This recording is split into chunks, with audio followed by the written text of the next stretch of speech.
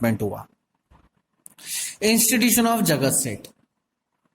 Generally जगत सेठ वो पर्सन्स होते थे जो कि आपको मनी लैंड करते थे, मनी प्रोवाइड कराते थे, यानी आपको ये उधार में जो है वो पैसा दिया करते थे, मनी लैंडर्स।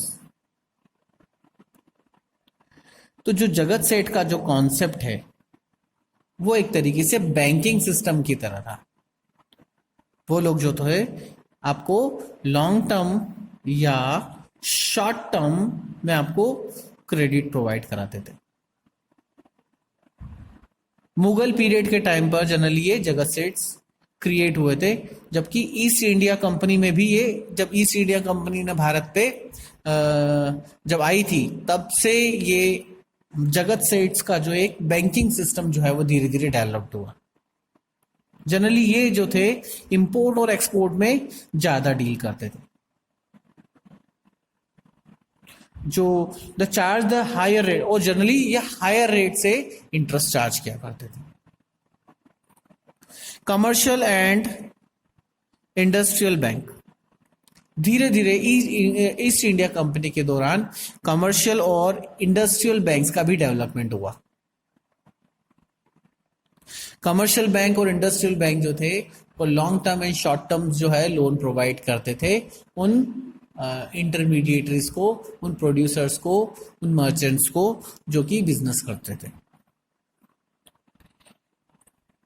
इंडिजीनियस बैंकिंग जो थी वो हेल्प करती थी मैन्युफैक्चरर को, ट्रेडर्स को और मर्चेंट्स को। इनका भी धीरे धीरे क्या हुआ, डेवलपमेंट हुआ इंडियन की ट्रेड एंड कॉमर्स में। ट्रांसपोर्टेशन जो होता था, ट्रांसपोर्टेशन वो दो तरीके से हुआ करता था। एक लैंड ट्रांसपोर्ट था, दूसरा वाटरवे ट्रांसपोर्ट।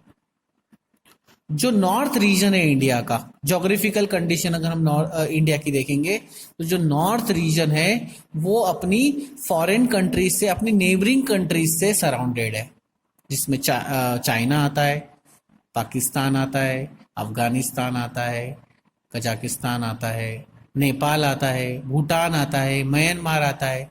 ये नॉर्थ रीजन जो पूरा है वो पूरा की पूरा इन नेबरिंग कंट्रीज से सराउंडेड है। इनके साथ भी शुरू से एंशियंट टाइम से इंडिया का ट्रेड एंड कॉमर्स हुआ करता था। और जो ये रोड कनेक्टिविटी थी उसको हम बोलते हैं सिल्क रूट। इसके बारे में हम पहले भी पढ़ चुके हैं। तो जो लैंड ट्रांसपोर्ट जनरली हुआ करता था ये अपनी नेबरिंग कंट्रीज के साथ नॉर्दर्न रीजन में हुआ करता था। और जो साउथ रीजन है, आपको ज्योग्राफिकल कंडीशन अगर इंडिया की देखेंगे तो साउथ रीजन जो होता है वो पूरा के पूरा समुद्र से घिरा हुआ है।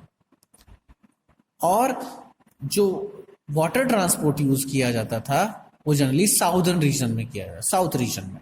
जनरली साउथ रीजन, इंडिया के साउथ रीजन में स्पाइसेस वगैरह जो है वो बहुत प्रोड्यूस किए जाते थे और उनका इंपोर्ट एक्सपोर्ट साउदर्न रीजन में किया जाता था through the water transport.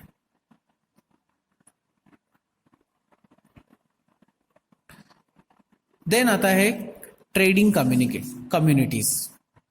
India की बहुत सारी ऐसी कम्युनिटीज थी जो कि अपने बिजनेस एंड ट्रेड के लिए बहुत फेमस है।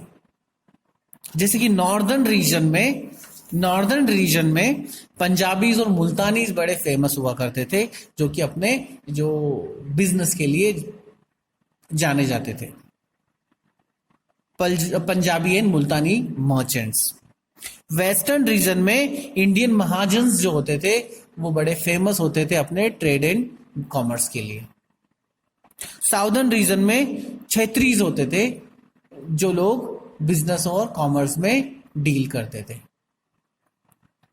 ये कम्युनिटीज होती थी जो कि एक पर्टिकुलर रीजन से आती थी। सेंट्रल रीजन में हकीम, वैद्य, पंडित, मुल्ला, पेंटर, म्यूजिशियन, ये सब लोगों का धीरे धीरे डेवलपमेंट होने लगा। तो जो इंडिया का एंशिएंट पीरियड था या फिर आप मिडिल पीरियड बोल सकते हो, मुगल टाइम का पीरियड बोल सकते हो, उसमें बहुत डेवलपमेंट हुए ट्रेड एंड कॉमर्स के। अलग अलग वेरियस सोर्सेज जनरेट किए गए इनकम के और ट्रेड एंड कॉमर्स के।